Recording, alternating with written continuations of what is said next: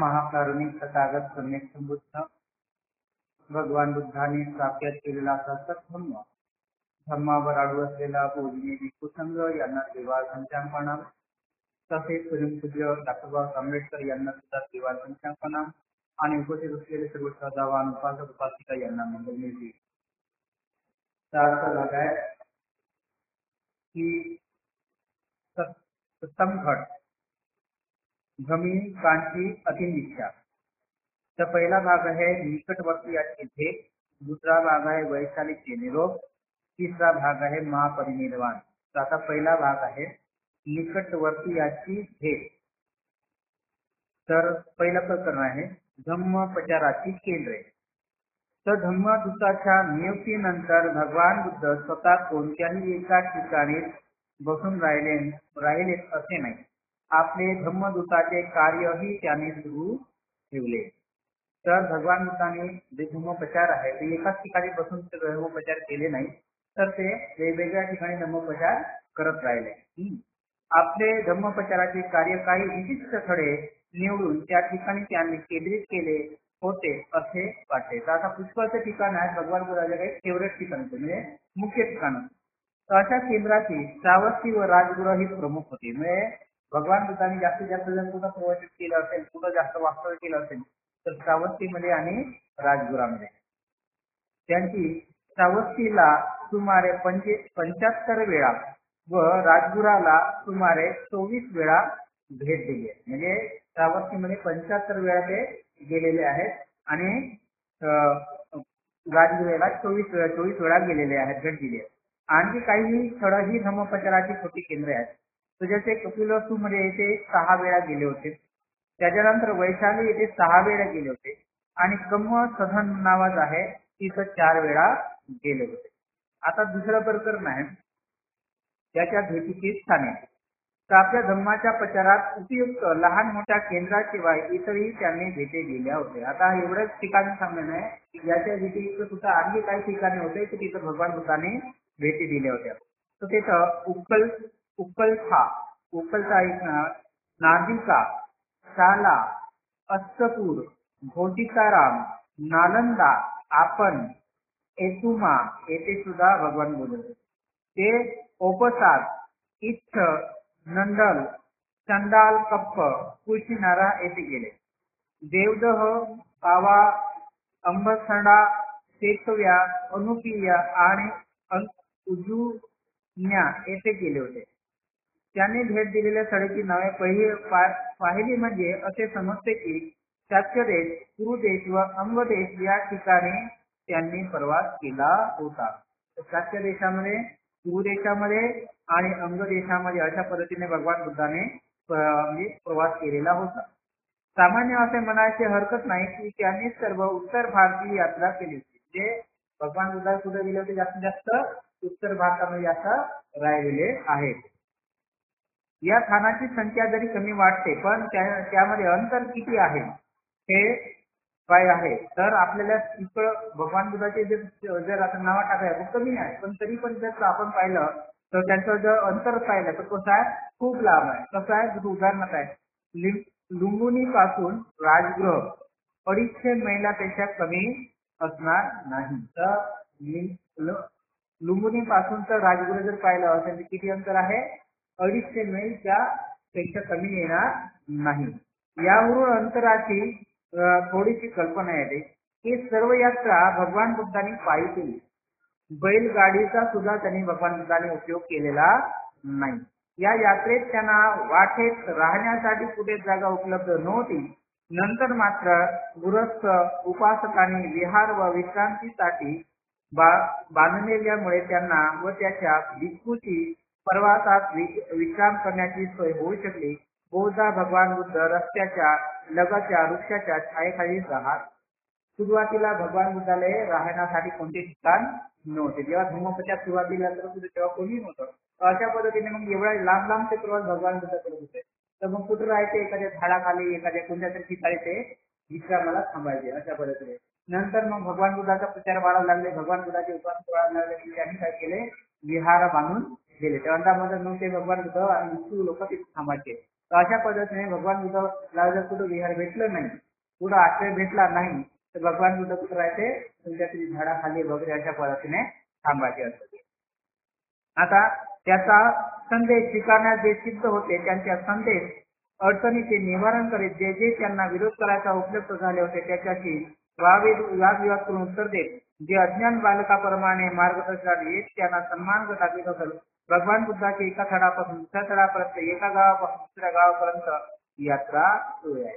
तर अशा पद्धतीने भगवान बुद्ध जर पाहिलं असेल तर जे काही भगवान बुद्ध जे लोकांना संदेश सांगत होते, जे काही धर्म सांगत होते, तर काही लोकांना ते धर्म सांगायचे, तर काही लोक धर्म सांगत असताना सुद्धा त्याच्यामध्ये काही लोक असे असायचे ते भगवान बुद्धाचे विरोधक सुद्धा असायचे. तर भगवान बुद्धाचे विरोधक असायचे मग त्याच्यामध्ये काय होतं, वादविवाद व्हायचे, चर्चा व्हायच्या आणि अशा पण चर्चा झाल्यानंतरही भगवान बुद्ध त्यांची चर्चेला काय यायचे उत्तर द्यायचे आणि अशा पद्धतीने प्रत्येक चर्चे उत्तर दिल्यानंतर प्रश्नाचं उत्तर दिल्यानंतर ते सुद्धा काय होते भगवान बुद्धाचे उपासक बनायचे आणि काही लोक ज्यांना काही असेल तर ते मुळापासूनच ते विरोध करत राहायचे. असे बरेचसे लोक आहेत की भगवान बुद्धाचा विरोध करण्यासाठी आले आणि ते भिक्षू बनले किंवा उपासक सुद्धा असे होते. आता काही लोक असे होतात ते बालकाप्रमाणे बालक असतो, अज्ञान असतो, त्याला काही समजत नाही, असेही काही लोक होते, तरी पण भगवान बुद्धाने त्यांना सुद्धा धर्म सांगत होते. अशा पद्धतीने भगवान बुद्ध सर्वांना सन्मान दाखवत धर्म सांगत आणि ते सारखं लोकांना धर्म प्रवचत असं करत ते एका गावापासून दुसऱ्या गावापर्यंत असे धर्मप्रचार करत पायी चालत असायचे. तर भगवान बुद्ध जाणून होते की जे लोक त्याचा उपदेश ऐकण्यात येत असत ते सर्व बुद्धिवान नव्हते, तसे निर्विकल्प मनोवृत्तीचेही नव्हते. तर भगवान बुद्धांचं जे प्रवचन ऐकण्यासाठी यायचे ते काही जास्त हुशार होते असंही नाही, बुद्धिवान होते असंही नाही, तर काही लोकांना ते समजतही नव्हते आणि काही लोक असे आहेत निर्विकल्प म्हणजे पवित्र मनाचे होते असंही नाही. तर काही अशा पद्धतीने होते जे बुद्धी नसलेले होते आणि अशा दुष्ट बुद्धीचे सुद्धा काही लोक त्याच्यामध्ये येत होते. त्यांनी आपल्या भिक्खू शासनात सूचना दिली होती की स्रोतवर्ग 3 प्रकारचा असू शकते. तर भगवान बुद्धाने सांगितलं तर स्रोतवर्ग कसा असते, 3 प्रकारचे लोक असतात, म्हणजे उपासक कसे 3 प्रकारचे असतात. तर निर्बुद्ध ज्याला मूर्खाला काही दिसू शकत नाही असा, आता निर्बुद्ध म्हणजे याला बुद्धी कमी नाही अशा पद्धतीने तो पुन्हा पुन्हा भिक्षूकडे जातो, त्याचे भाषण आधी मध्य अंत असे संपूर्ण ऐकतो पण त्याला काहीच समजत नाही उमजत नाही असा तो, त्याला मुळीच बुद्धी नसतो असा सुद्धा तो उपासक जे स्रोत वर्गुचा म्हणजे असा भगवान बुद्धाचं प्रवचन करणारा सुद्धा असतो.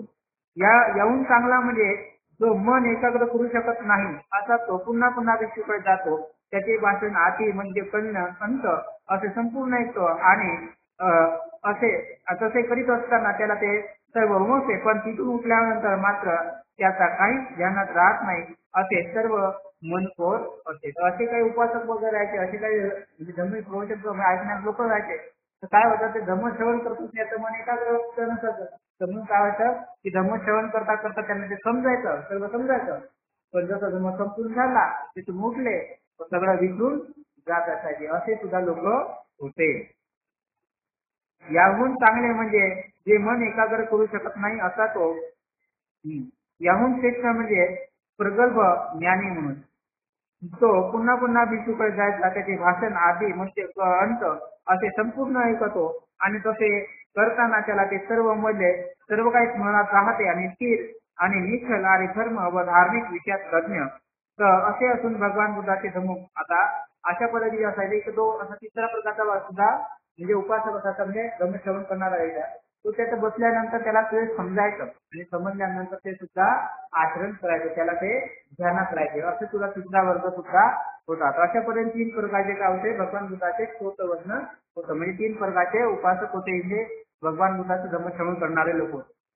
तर असे असून भगवान बुद्धाने धर्मप्रचारासाठी गावोगावी न कंटाळता सुद्धा भगवान बुद्धाने धर्मदेशना केलेले आहेत. भिक्षूप्रमाणे त्याच्या 3 पेक्षा जास्त तीव्र कधी नसत. ते फक्त दिवसातून एकदा अन्नग्रहण करीत आणि दररोज सकाळी दारोदारी भिक्षा मागून अन्न जमवीत असत. तर भगवान बुद्ध सुद्धा भिक्षूप्रमाणे जीवन जगत होते. कशा पद्धतीने, तर भगवान बुद्ध सुद्धा 3 पेक्षा जास्त जेवण ठेवत नव्हते आणि दिवसातून एकच वेळ भोजन करत होते आणि रोज ते सकाळी जेव्हा त्यांना कोणी सांगितलं असेल भोजन तर भोजनासाठी जायचं, नाही तर मग ते भिक्षाटनासाठी दारोदारी तालिका करत असायचे. कोणत्याही माणसाने इतके कष्ट कष्ट पार करून काढले नसेल आणि तेही इतक्या प्रसन्नतेने. तर असा भगवान बुद्धासारखा कोणीही नसेल तर एवढं कष्ट सहन केलं त्याने, तरी पण ते कष्ट सहन केलं आहे प्रसन्न राहून. म्हणजे आपलं मन चित्त आनंदित ठेवून आहे ना, अशा पद्धतीने भगवान बुद्धाने काय केलं नाही एवढं. तर अशासारखा कोणीही कष्ट सहन केलेलं नसेल संवादाचा प्रचार करण्यासाठी. आता माता पुत्राची आणि पती पत्नीची अशी भेट. तर आपल्या मृत्यूपूर्वी प्रजापती व यशोधरा याची भगवान बुद्धाची भेट होऊ शकली. म्हणजे भगवान बुद्धाचं परिनिर्वाण व्हायचं म्हणजे मरण व्हायच्या अगोदर यशोधराचं आणि त्यांच्या काय सावत्र प्रजापती यांची भेट झालेली आहे. तर कदाचित ही त्यांची अति भेट असावी. तर प्रथम प्रजापती त्याच्या जवळ गेली, तिने त्यांची पूजा केली आणि तिने कृतज्ञतेने त्याचे आभार मानले, कारण त्यांनी तिला सद्धम्म प्राप्त होणारे समाधान दिले होते.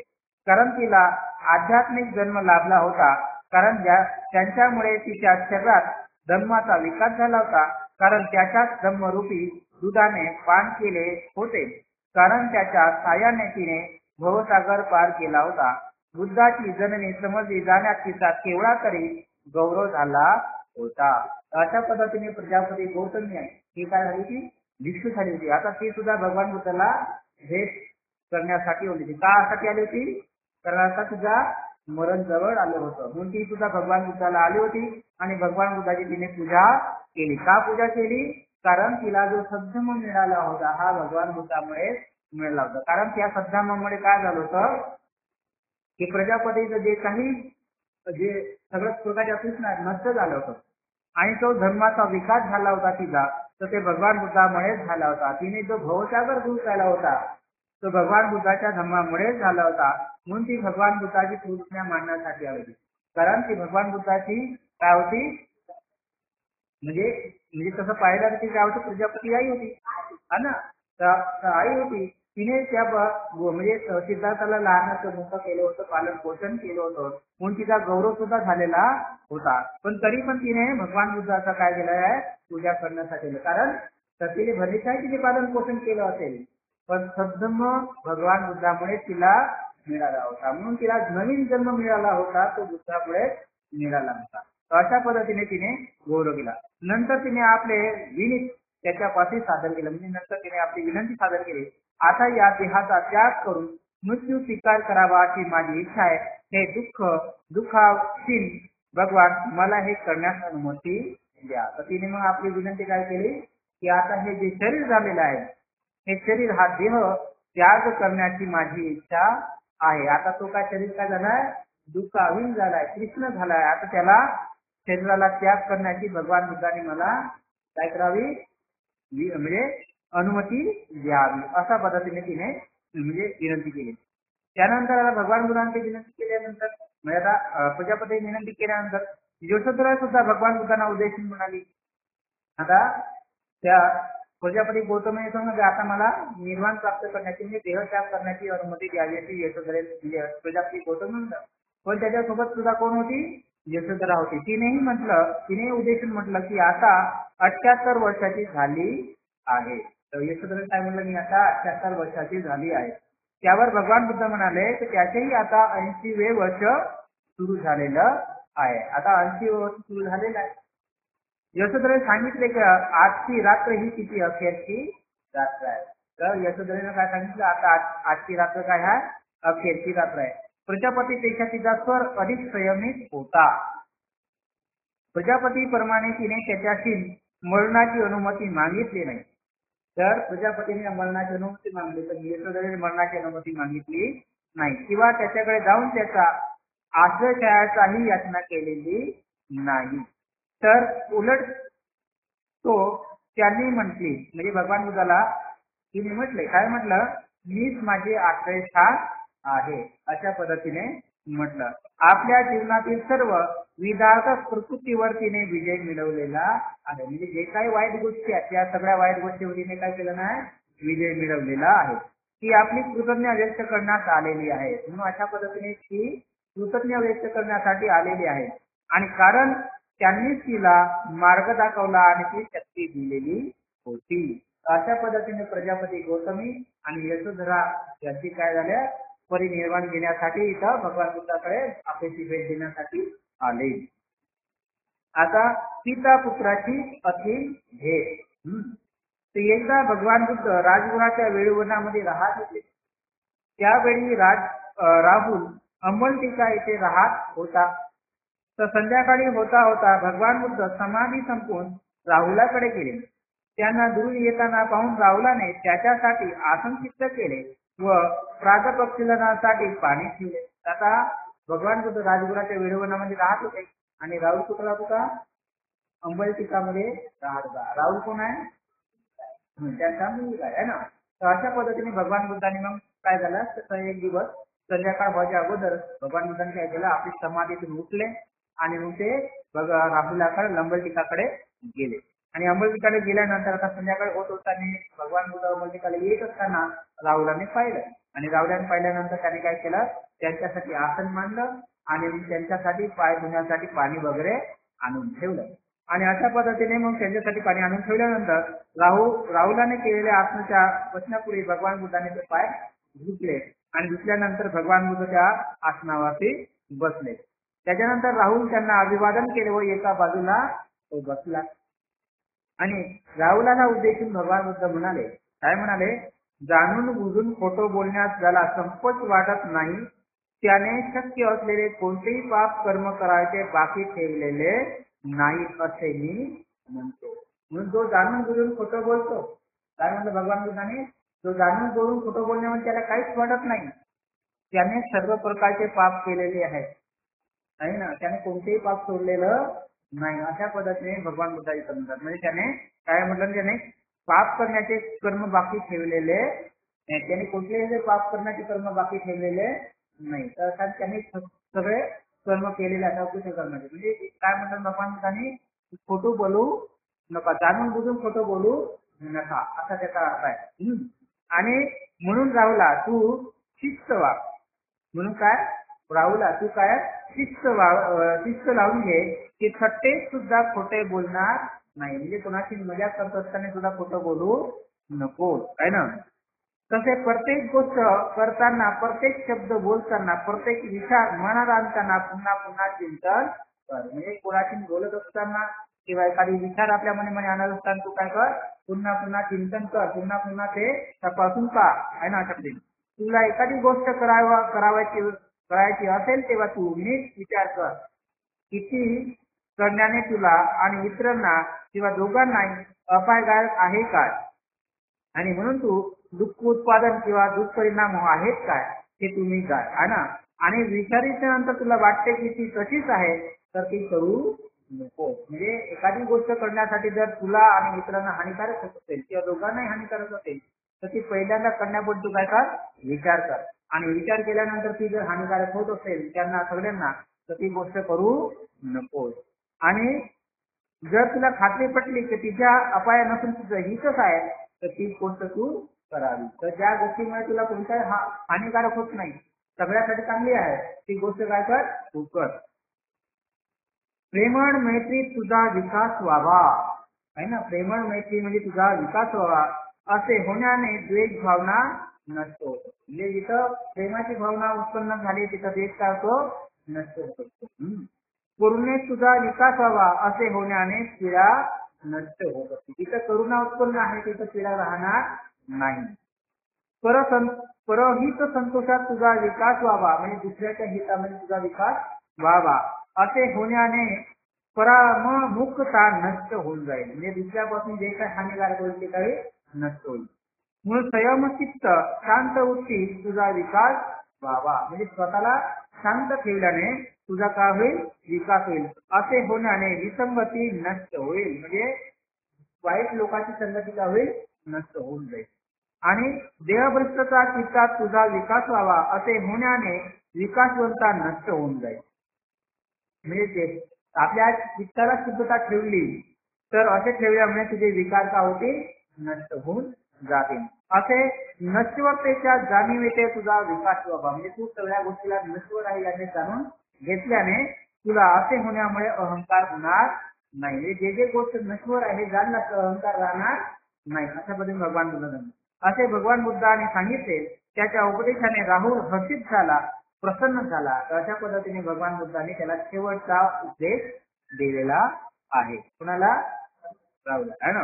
आता भगवान बुद्ध आणि सारीपुत्त याची अतिंद्रिय. आता सारीपुत्त आणि कोण होते? शिष्य होते, प्रमुख शिष्य होते ना. तर भगवान बुद्ध सावस्तीत जेतवनातील गंधकुटीमध्ये विहारात राहत होते. आता भगवान बुद्ध जेव्हा सावस्ती म्हणल्या जेतवनामध्ये राहत असताना गंधकुटी असते ना, त्या गंधकुटीमध्ये भगवान बुद्ध राहत होते. तिथं 500 भिक्षू होत असते. तिथं 500 भिक्षू सारीपुत्त तिथं आला. तर 500 भिक्षू समोर तो सारीपुत्त भगवान बुद्धाकडे आला. त्याने भगवान बुद्धाला अभिवादन करून सारीपुत्त म्हणाला की पृथ्वीवरील आपल्या जीवनाचा अंतिम दिवस समीप आला आहे. आता त्याने काय म्हटलं? या पृथ्वीवरील माझ्या जीवनाचा अंतिम दिवस जवळ आलेला आहे. भगवान बुद्ध आता आपणाला देह त्यागाची परवानगी देतील काय? तर सारीपुत्त येऊन काय म्हणतो की माझा आता दिवस जवळ आलेला आहे ना, माझा दिवस आता अंतिम आलेला आहे. मग भगवान बुद्ध मला देह त्यागासाठी अनुमती देतील काय? अशा पद्धतीने सारीपुत्ताने भगवान बुद्धाला विचारलं. भगवान बुद्धाने मग काय म्हणतात? भगवान बुद्धाने सारीपुत्ताला विचारले की परिनिर्वाहासाठी त्याने स्थान निश्चित केलेले आहे काय? म्हणजे त्याने ठिकाण निवडलं आहे काय? अशा पद्धतीने भगवान बुद्धाने त्याला विचारलं. आता सारीपुत्ताने त्यांना सांगितलं मगध देशातील नालेक नावाच्या गावी माझा जन्म झाला आहे. ज्या घरात माझा जन्म झाला ते घर अजूनही तिथे आहे आणि ते माझे घर माझ्या निर्वाणासाठी मी निवडलेले आहे. आता ज्या घरामध्ये माझा जन्म झाला आहे त्याच घरामध्ये काय होईल? मरण होणार आहे, मृत्यू होणार असं मी ठरवलेलं आहे. भगवान बुद्ध म्हणाले प्रिय सारीपुत्ता, तुला बरे वाटेल ते कर, म्हणजे तुला जसं चांगलं वाटते त्याप्रमाणे कर. भगवान बुद्धाच्या चरणावर डोके ठेवून सारीपुत्त म्हणाला आपल्या चरण वंदनाच्या प्रतिष्ठेच्या एकमेव आशेसाठी एक सहस्त्र कल्पापर्यंत मी पार्वतीचा अभ्यास केला होता. तर इथे काय म्हटलं त्याने? भगवंताचं चरणाचा स्पर्श करण्यासाठी, चरणाचं वंदन करण्यासाठी मी काय केलं आहे? एक सहस्त्र कल्पापर्यंत काय केलं आहे? पारमिता पूर्ण केली आहे. मग आता एवढ्या पारमिता पूर्ण केल्यानंतर बुद्धाच्या काळात जन्म होत असतो, बुद्ध मिळत असतात है ना. तर अशा पद्धतीने मी पारमिता पूर्ण अभ्यास केला आहे. माझी इच्छा आता सफल झालेली आहे है ना, आणि त्यामुळे माझ्या आनंदाला पारावार उरलेला नाही है ना. अशा प्रकारे आता सर्वोच्च आनंद मिळालेला आहे. पुनर्जन्मावर आपला विश्वास नाही. आता पुनर्जन्मावर विश्वास का नाही आहे? सारीपुत्ताचा पुनर्जन्मावर विश्वास का नाही आहे? त्या अर्थी हीच आपली असीम भेट आहे है ना. कारण सारीपुत्त काय कारण त्याला पुनर्जन्म राहत नाही ना. तर माझ्या अपराधाबद्दल भगवंतानी मला क्षमा करावी. माझी अखेरची आता माझा अखेर आता समीप आलेला आहे. तर असा सारीपुत्ताने म्हणलं आता माझा अखेर काय आहे? समीप आला. माझी अखेरची भेट आहे आणि जे काही निर्णय चुकलं असेल ते मला क्षमा करावी. अशा पद्धतीने आता भगवान बुद्ध त्याला म्हणतात सारीपुत्ता क्षमा करण्यासारखे काहीच उरलेले नाही. आता क्षमा करण्यासारखे काहीच उरलेलं नाही. तर अशा पद्धतीने भगवान बुद्धाने म्हटलं.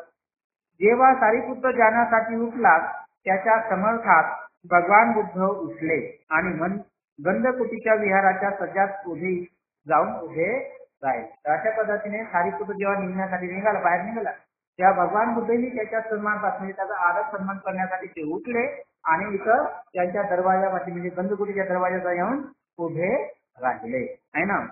आणि तेव्हा सारीपुत्त भगवान बुद्धांना म्हणाला भगवंतांना म्हणाला जेव्हा आपले पहिले दर्शन घडले तेव्हा मला आनंद झाला. जेव्हा भगवान बुद्धाचे पहिले दर्शन झाले तेव्हा आनंद झाला आणि आता दर्शन झाले, आता आपले दर्शन झाले त्यामुळे मला अत्यंत आनंद झालेला आहे. म्हणजे आता पहिल्यांदा दर्शन झालं तेव्हाही आनंद झाला, आता शेवटीही दर्शन झाले तेव्हाही आनंद झाला आणि आपले हे शेवटचे दर्शन आहे हे मी जाणून आहे पुन्हा आपले दर्शन होणार नाही. आता हे शेवटचं दर्शन आहे, मला पुन्हा दर्शन होणार नाही. आपले 2 हात जोडून भगवंताकडे पाठ न करता सारीपुत्त तिथून निघून गेला. तर भगवान बुद्धाला 2 हात जोडून काय सारीपुत्र त्यांच्याकडे पाठ न दाखवता तोठा निघून गेला आहे ना. अशा पद्धतीने त्यावर उपस्थित भिक्षूंना भगवान बुद्ध म्हणाले. आता भगवान बुद्ध जिथे जी काय भिक्षू होते त्या भिक्षूंना भगवान बुद्ध काय म्हणाले, आपल्या ज्येष्ठ बंधूच्या मागे जा. तर भगवान बुद्धच्या भिक्षूंना म्हणलं काय म्हटलं की आपल्या ज्येष्ठ बंधूच्या मागे जा. भिक्षू वर्ग प्रथमच भगवंतांना सोडून सारीपुत्राच्या मागे त्याच्या आज्ञेप्रमाणे गेले. तर अशा पद्धतीने भगवान बुद्धाला पहिल्यांदाच भिक्षू लोक सोडून गेले होते. तेव्हा सारीपुत्राच्या बरोबर जात असताना आहे ना, पहिल्यांदाच सोडून गेले.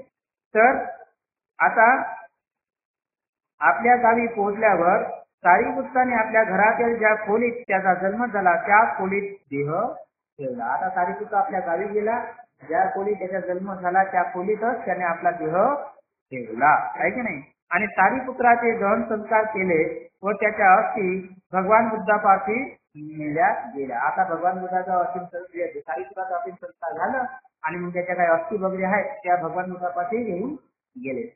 सारीपुत्राच्या त्या अस्थी स्वीकारल्यानंतर भगवान बुद्ध भिक्षूंना म्हणाले. आता भगवान बुद्धाच्या त्या अस्थी स्वीकारल्यानंतर भगवान बुद्ध त्याला काय म्हणतात की तो सर्वोच्च विद्वान होता. त्याच्यापाशी संग्रह लवलेशही नव्हता आणि तो उत्साही आणि कंटाळू होता. त्याच्या पापाची घृणा वाटत असे है ना. विपुन त्याच्या अस्थीकडे ध्यान द्या है ना. क्षमाशीलतेचा तो पृथ्वी समान होता. त्याने आपल्या नाथ क्रोधाला कधीही प्रवेश करू दिलेला नाही. त्याने कधीही क्रोध केलेला नाही है ना. कोणत्याही इच्छेच्या आहारी तो गेला नव्हता. विकार वशमतेच्या त्याने विजय मिळवलेला होता. करुणा, बंधुत्व आणि प्रीती ही त्याच्या ठाई परिपूर्ण होती. त्याच सुमारास मोगलाहन राजगुराच्या एकांत विहारात राहत होता. आता सारीपुत्राचं निधन झाल्यानंतर जो कोणी सारीपुत्राचं निधन झालं आता त्याच्यानंतर हा मोगलान आहे, महामोगलान आहे. तर त्याच सुमारास महामोगलान राजगुराच्या एकांत विहारामध्ये राहत होता. तर भगवान बुद्धाच्या शत्रूने जे काही मारेकरी आहेत त्यांची हत्या केली. कोणाची? महामोगलांची हत्या केली. आता महामोगलांच्या दुःखद मृत्यूचे वर्ष भगवान बुद्धाला सांगितले आहे. आता महामोगलान हे मरण पावल्याचे वृत्त भगवान बुद्धांना सांगले आहे, परिनिर्वाण झाल्याचे सांगले. तर सारीपुत्र आणि महामोगलान हे त्याचे प्रमुख शिष्य होते आणि त्यांना धम्म सेनापती असे म्हटले जात असे. आपल्या धम्म परंपरा पुढे चालू ठेवण्यासाठी ते या उभयंतावर अवलंबून असेल. तर भगवान बुद्धाला खूप मोठा आधार होता त्यांचा.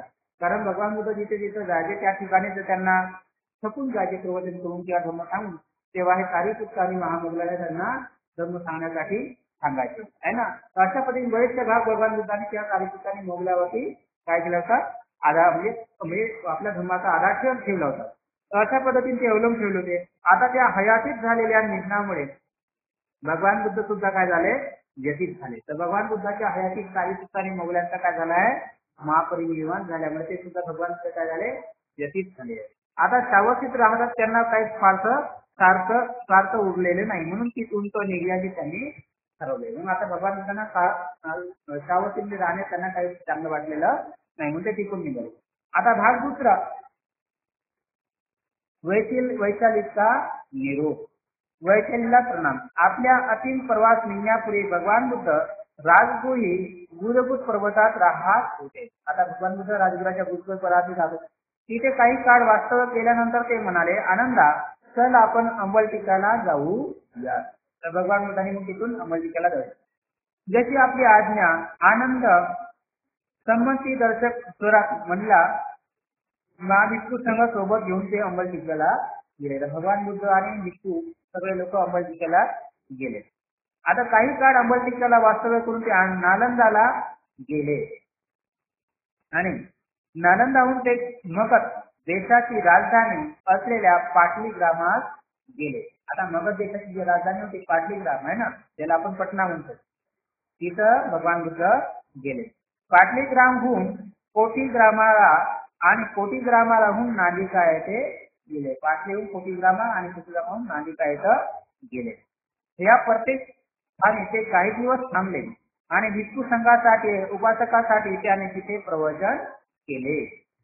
नाशिकेहून ते वैशालीला गेले. आता वैशाली हे महावीराचे जन्मस्थान होते आणि म्हणूनच जैन धर्माचा तो एक दुर्गही होता. म्हणजे जैन धर्माचा एक प्रभाव त्याच्यावरती पडलेला होता. तरी पण लवकरच तिथल्या नागरिकांनी आपल्या धर्माकडे वळवण्यात भगवान बुद्ध काय झाले, आता तिथले जे सगळे नागरिक होते ते कोणाचे तिथे होते, कोणाचा प्रभाव होता, महावीराचा होता. पण तरी पण भगवान बुद्धाचे तिथे काय झाले, उपासक बनले. आता असे सांगण्यात येते की अवर्षणामुळे वैशालीचा दुष्काळ पडला की त्यामुळे अनेक लोक मृत्युमुखी पडले. आता वैशालीमध्ये याची घटना घडली होती. कोणती, भगवान बुद्ध जायच्या अगोदर. तर त्या वैशालीमध्ये काय झाले, खूप लोक काय झाले होते, मृत्युमुखी पडलेले होते. म्हणजे तिथं दुष्काळ पडला होता, पाऊस पडत नव्हता आणि अशा पद्धतीने दुष्काळ पडल्यामुळे तिथं खूप लोक काय झाले होते, मृत्युमुखी पडत होते. आणि अशा पद्धतीने मृत्यू पडल्यामुळे वैशालीच्या जनतेने सभा बोलवली आणि याविषयी तक्रार केली. आता त्यांनी जे काही सभा आहे त्या बोलवल्या, तक्रार केली त्याच्यामध्ये. आणि त्या तक्रारामध्ये पुष्कळ वादविवाद झाला की भगवान बुद्धाला बोलवायचं नाही बोलवायचं, अशा पद्धतीने वादविवाद झाला. मग त्या सर्वांनी असे भगवान बुद्धाला येण्याचे निमंत्रण पाठवले. म्हणजे अशा पद्धतीने खूप वादविवाद झाला आणि नंतर मग भगवान बुद्धाला त्याने निमंत्रण पाठवले भगवान बुद्धाला येण्यासाठी. आता या वादविवाद म्हणजे भगवान बुद्धांनी नगरात येण्यासाठी आले. आता दिल्लीचा राजा जो मित्र व वैशालीचा एक लिखवी व ही पुत्र महाली या निमंत्रण करण्यासाठी पाठवण्यात आले. तर मग महली जो आहे हा भगवान बुद्धाकडे कशाला निमंत्रण करण्यासाठी पाठवण्यात आलं, तर वैशालीत आपण यावं ना. तर मग भगवान बुद्धांनी निमंत्रणात स्वीकार केला व 500 भिक्खू संघ येथे गेले. तर भगवान बुद्ध 500 भिक्खू संघ त्या वैशालीला गेले आणि वजियाच्या प्रदेशात त्यांनी प्रवेश केला तिथे केला. विजेच्या गलगटासह तिथं वादळ होऊन मुसळधार वर्षाव झाला व दुष्काळ समाप्त झाला. जसे भगवान बुद्धच्या प्रदेशामध्ये पाय ठेवला तर काय झालं, तिथं विजा चगमायला लागला, पाऊस यायला लागला, मुसळधार पाऊस आला आणि सगळं दुष्काळ काय झाला म्हणजे समाप्त होईल. तर वैशालीच्या जनतेने भगवान बुद्धाची अपूर्व सहाय्य केले, त्याचे कारण हे नृत्य होतं. अशा पद्धतीने भगवान बुद्ध तिथं गेल्याबरोबर त्यांचा काय झाला, दुष्काळ समाप्त झाला. म्हणून भगवान बुद्धाला त्या वैशालीच्या लोकांना काय केलं की भगवान बुद्ध आपल्या आले आणि आपला दुष्काळ समाप्त झाला, म्हणून त्या लोकांनी काय केलं, भगवान बुद्धाचा खूप मोठ्या प्रमाणात स्वागत केला. भगवान बुद्धांनी त्याची हृदय जिंकल्यामुळे वैशालीच्या जनतेने सहजच उत्साहाने त्यांना प्रतिसाद दिला. तर भगवान बुद्ध सुद्धा चांगल्या पद्धतीने प्रवचन केल्यावर त्यांना ते आवडलं. नंतर वर्षवासाचा समय आला आणि भगवान बुद्ध वर्षवासासाठी वेरुवनाला गेले आणि भिक्खूंना वैशालीतच वर्षवास करण्यासाठी त्यांनी सांगितलं आहे ना. वर्षवासानंतर भगवान बुद्ध पुन्हा वैशालीला आले. तर वर्षवास संपल्यानंतर भगवान बुद्ध पुन्हा वैशालीला आले, कारण वैशालीचा निरोप घेऊन पुढील प्रवासात जाण्याचे त्याने योजले होते. तर अशा पद्धतीने भगवान बुद्धांनी म्हटलं होतं की मला जे पुढचा प्रवास आहे हा वैशालीतूनच तर अशा पद्धतीने ठरल्यानंतर पुन्हा ते भगवान बुद्ध वैशालीला आले. आणि एके दिवशी भगवान बुद्धांनी सकाळीच वस्त्र परिधान केले आणि भिक्षापात्र घेऊन भिक्षेसाठी वैशालीत त्याने प्रवेश केला. अशा पद्धतीने एक दिवस भगवान बुद्धांनी स्वतः हातामध्ये भिक्षापात्र घेतलं केवळ धारण करून आणि वैशालीच्या नगरामध्ये काय केलं, भिक्षाटन करे आणि भिक्षाटनासाठी त्यांनी भोजन केलं. मग वैशालीकडे गजराजाप्रमाणे दृष्टिक्षेप टाकून त्यांनी आनंदात सांगितले, तर आनंदा वैशालीची ही माझी अखेरची दृष्टी भेट आहे. अशा पद्धतीने भगवान बुद्धांनी मग तिथं वैशालीमध्ये आपला काय केलं, भिक्षाटन केलं. भिक्षाटन केल्यानंतर भोजन ग्रहण केलं आणि भोजन ग्रहण केल्यानंतर मग भगवान बुद्ध त्या वैशालीतून बाहेर पडले आणि बाहेर पडल्यानंतर भगवान बुद्धांनी मग असं जेव्हा हाती कसा असं मागं वळून पाहतो तशा पद्धतीने भगवान बुद्धांनी वैशालीचा असे दृष्टिक्षेप टाकला आणि भगवान बुद्ध आनंदाला म्हणतात की आनंदा हे वैशालीचं माझं जो आपल्याला काय आहे दृष्टिक्षेप, मी अखेरी मी वैशालीला पाहतो, याच्यानंतर मी वैशालीला पाहणार नाही है ना, असं पण सांगितलं. असे म्हणून त्यांनी वैशालीचा निरोप घेतला. त्या पुरातन नगराच्या उत्तर सीमेवर जेव्हा त्याने त्याचा निरोप घेतला तेव्हा त्या 20 जणांनी त्याने आपले भिक्षापात्र स्मृती म्हणून प्रदान केले. तेव्हा भगवान बुद्धांनी त्या वैशालीला सोडत असताना तेव्हा उत्तर सीमाप्रती आले तेव्हा लिखवीचे जे काही लोक आले होते तेव्हा त्यांना भगवान बुद्धांनी काय केलं, आपलं भिक्षापात्र त्यांना देऊन टाकलं. अशीची भेट म्हणून आहे ना, अशा पद्धतीने. आणि त्याची वैशालीची अखेरची भेट होती. त्यानंतर पूर्ण भेटीसाठी ते जगले नाही. आता पावा येथे वास्तव्य. भगवान बुद्ध वैशालीहून बंडग्रामात गेले. बंडग्रामाहून हट्टीग्रामात व तेथून भोगनगरात गेले. भोगनगराहून ते पावाला गेले. पावा येथे भगवान बुद्ध चुंद नामक लोहाराच्या आम्रवनात वास्तव्यासाठी गेले. आता पावामध्ये जो आम्रवन होतं ते कोणाचं होतं? चुंदाचं होतं. तर त्या चुंदाच्या आश्रमाने भगवान बुद्ध थांबले होते. आता भगवान बुद्ध पावा येथे आले असून ते आपल्या आम्रवनात उतरले आहेत असे चुंदाला वाटलं आहे नाही.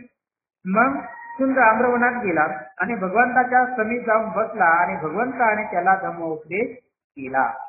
त्यामुळे आनंदित होऊन चुंद भगवान बुद्धाला म्हणाला, उद्या माझ्या घरी भिक्खूसह भगवंताने येऊन भोजन घेण्याची कृपा करावी. असे चुंदाने भगवान बुद्धाला काहीतरी याचना केली आणि भगवान बुद्धाने मौनाने श्रावणची संमती दर्शवली. भगवंताने आपल्या आमंत्रणाचा स्वीकार केला आहे जाणून चुंदाने प्रयास केले. म्हणजे ते तिथून निघून गेला. दुसऱ्या दिवशी चुंदाने आपल्या घरी खीर वगैरे मिष्टानाबरोबर सुकर मधवाचीही सिद्धता केली. आता भगवान बुद्धाने काय केलं? भोजनासाठी खीर बनवले, मिष्टान बनवले आणि सुकर मधवाचाही सिद्धता केली. आता सुकर मधवा म्हणजे त्या प्रकारचं एक भोजन होतं है ना, त्या भोजनाचा आहे तयारी केली. तर तयारी होताच त्याने भगवान बुद्धाला कळविले, भगवान वेळ झाली आहे, भोजन तयार आहे. तर अशा वेळी भोजन झाल्यानंतर निरोप पाठवला, भगवान भोजन तयार आहे, यावे है ना. भगवंतांनी वस्त्र परिधान केले आणि भिक्षा पात्र घेऊन भिक्खू सह ते चुंदाच्या घरी आले. त्याने सिद्ध केलेल्या भोजनाचे ग्रहण केले. तर जे काही चुंदाने जे भोजन बनवलेलं होतं ते भोजन भगवान बुद्धाने काय केलं? ग्रहण केले. आता भोजनानंतर भगवान बुद्धाने चुंदांना पुन्हा धम्मोपदेश केला. भोजन केल्यानंतर पुन्हा भगवान बुद्धाने धम्म सांगितला आणि आसनावर उठून ते निघाले. आता भोजन उपदेश केल्यानंतर ते निघाले. चुंदाने सिद्ध केलेला भोजन भगवंताला मानवले नाही. म्हणजे चुंदाने जे भोजन दिलेलं आहे ते भोजन त्यांना काय पटलं नाही. त्यामुळे त्यांना घोर आघात घडला आणि अतिसारामुळे त्यांना मरणप्राय वेदना होऊ लागल्या. अशा त्या खूप वेदना भगवान बुद्धाला होऊ लागल्या. पण भगवंताने स्तुती संपजन्याचा नियोग करून त्या सर्व सहन केल्या. तर अशा पद्धतीने म्हणजे जी साधनेचा एक भाग आहे त्या साधनेचा भागाचा अभ्यास करत त्या वेदनाचा गेल्या भगवान बुद्धांनी सर्व सहन केल्या. आम्रवनात परतल्यानंतर मनशुद्ध झाल्यानंतर है ना भगवान आनंदाला न बोलले, चला आपण आता कुशीनगरला जाऊ या. आणि मग सर्वजण पावावरून निघाले. अशा पद्धतीने भगवान बुद्ध पावावरून कुशीनगरला निघाले. कुशीनारा येथे आगमन. भगवान बुद्ध थोडासा रस्ता चालून गेले. तोच त्यांना विश्रांतीची जरुरी भासू लागली. तर भगवान बुद्ध पावावर थोड्या अंतरावर गेल्यानंतर त्याला काय झाली? विश्रांती करावी असं त्यांना वाटलं. मार्गातून थोडेसे बाजूला जाऊन एका वृक्षाखाली ते बसले. आनंदाला म्हणाले, आनंदा, वस्त्राची घडी करून माझ्याकडे ते विषयित कर. मी थकलो आहे. काही काळ विश्रांतीची मला गरज आहे. तर भगवान बुद्ध तिथं भगवान बुद्धाला म्हणतात आनंदाला की आनंदा, आता मी थकलेलो आहे, माझ्यासाठी विश्रांती करण्यासाठी माझ्यासाठी बिछाना तयार कर. अशा पद्धतीने भगवान बुद्धाने आनंदाला सांगितले. जशी आपली आज्ञा असं म्हणून आनंद म्हणाला आणि त्या आज्ञेप्रमाणे त्याने वस्त्राची चौकडी करून बिछाना तयार केला. तर मग आनंदाने भगवान बुद्धाप्रमाणे बिछाना तयार केला. भगवान बुद्ध त्यावर आत्मस्थ झाले. आत्मस्थ झाल्यानंतर ते आनंदाला म्हणाले, आनंदा, थोडे पाणी आण, तहान लागली आहे, पाणी प्यावे म्हणतो. अशा पद्धतीने भगवान बुद्धांनी त्याला पाणी आणण्यासाठी सांगितले आहे ना. तर आनंद म्हणाला, तिक्वत्न नदी इथून जवळ आहे. तिथे पाणी स्वच्छ आहे, चविष्ट आहे, शीतल आहे, पारदर्शक आहे आणि प्रवाहात उतरणे हे सुलभ आहे, आल्हाददायक आहे. भगवंताने तिथे चलावे म्हणजे पाणी पिता येईल आणि हातपाय धुवून बरे वाटेल. या जलाशयाचे पाणी निर्मळ नाही, घाणेरड आहे. तर भगवान बुद्धांनी जिथं थांबले होते तिथं छोटीशी नदी होती. तर त्या नदीच्या पलीकडे दुसरी एक नदी होती, तिला कुकुट नदी म्हणतात.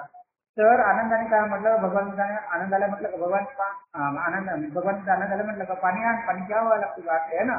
तेव्हा आनंदाने म्हटलं की भगवान तुम्ही इथलं पाणी पिऊ नका, कुकुट नदी समोर आहे, तिथं काय आहे, पाणी सुंदर आहे, ताक आहे, शीतल आहे, त्यानंतर योग्य आहे, आंघोळ करण्यासाठी सुद्धा योग्य आहे. याच जवळच्या नदीचं पाणी चांगलं आहे.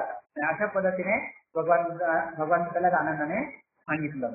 त्या भगवान बुद्धाचा देह इतका दुर्बळ झाला किंवा कमजोर झाला होता तर त्या नदीपर्यंत जाऊ शकले नाही. उलट त्यांनी आपल्या जवळच्या पाण्यासोबत काय केले, आपलं समाधान मांडलं आहे ना. अशा पद्धतीने आता त्याच्यानंतर आनंदाने पाणी आणले आणि भगवंताने ते पासन केले. आता थोडा वेळ विश्रांती घेऊन भगवान बुद्ध पुन्हा कुकट नदीकडे गेले. आता मग भगवान बुद्धांनी तिथं थोडा वेळ असं विश्रांती केला आणि मग तिथून ते कुकट नदीजवळ गेले. तिथे आल्यावर ते पाण्यात उतरले आणि त्यांनी स्नान व जल प्राशन केले. दुसऱ्या तीरावर ते बाहेर पडले आणि आम्रवाडाकडे त्यांनी प्रयास केला. अशा पद्धतीने कुकुट नदीमध्ये त्या भगवान बुद्धांनी आंघोळ वगैरे केले आणि थोडंसं पाणी वगैरे केलं आणि तिथून बाहेर पडले आणि त्याने आम्रवना आहे त्याच्याकडे जाण्यास सुरुवात केली. तिथे पोहोचल्यानंतर त्याने बिछाना पसरण्यासाठी पुन्हा सांगितलं. अशा भगवान बुद्धांनी पुन्हा तिथं थोडं अंतर गेल्यानंतर पुन्हा भगवान बुद्धांनी त्यांना आनंदाला सांगितलं का बिछाना पसरून सांगितलं. मी थकलो आहे, जरा पडावे असे वाटते. त्याच्या आज्ञेप्रमाणे वस्त्राच्या चौघडीची बिछाना करण्यात आली आणि भगवान त्यावर विश्रांती करण्यास आडवे झाले. तर अशा पद्धतीने भगवान बुद्धांना पुन्हा विश्रांतीची गरज वाटल्यामुळे पुन्हा आनंदाने तिचा बिछाना करण्यासाठी भगवान बुद्धांनी आनंदाला सांगितलं आणि आनंदाने पुन्हा बिछाना बनवला आणि भगवान बुद्ध पुन्हा तिथे विश्रांती करू लागले. तर काही काळ विश्रांती केल्यानंतर भगवान उठून बसले आणि आनंदाला म्हणाले, आनंदा आपण मल्ल्याच्या शालवनात जाऊ. तर भगवान बुद्धाने आनंदाला म्हणलं का आता आपण मल्ल्याच्या शालवनामध्ये जाऊ या. हिरणवतीच्या दुसऱ्या तीरावर कुशीनगराचे उपवन आहे. तर अशा पद्धतीने भगवान बुद्धांना सांगून की हिरवती आहे त्याच्या दुसऱ्या तीरावरती काय आहे, कुशीनाराचे ते उपवन आहे. अशा पद्धतीने भगवान सांगतात. मग आनंदाबरोबर ते तिथं जाऊन पोहोचले व 2 साल वृक्षाच्या मध्ये आपल्या वस्त्राच्या चौघडीचा विषय करण्यात सांगताना आनंदाला ते म्हणाले, मी थकलो आहे, इथे पडावे असे वाटते. तर अशा पद्धतीने भगवान बुद्ध मग ते शालवनाच्या उपवनामध्ये येतात आणि उपवनामध्ये आल्यानंतर 2 साल वृक्षाच्या मनामध्ये भगवान बुद्ध सांगतात, मी आता थकलेलो आहे, माझ्यासाठी पुन्हा विश्रांतीसाठी बिछाना तयार करावा. आणि अशा पद्धतीने नंतर आनंदाने मग काय करतात, भगवान बुद्धाला विश्रांती करण्यासाठी 2 साल वृक्षाच्या मनामध्ये काय करतात, बिछाना तयार करतात. म्हणजे किवर वगैरे जे काय आहे ते अशा पद्धतीने भगवान बुद्ध मग आनंदाने विजय तयार केल्यानंतर भगवान बुद्ध त्यावर जाऊन पडतात. अशा पद्धतीने मग भगवान बुद्ध तिथे जाऊन काय करतात, विश्रांती करतात. तर अशा पद्धतीचा भगवान बुद्ध इथं पावाच्या म्हणजे कुशीनगराच्या मल्ल्याच्या उपवनामध्ये येऊन आलेले आहेत आणि शाल वृक्षाच्या 2 वळल्यामध्ये भगवान बुद्ध काय करतात, विश्राम करतात. अशा पद्धतीने भगवान बुद्ध इथपर्यंत येऊन आले. तर आपण आता इथं थांबू. ठीक आहे.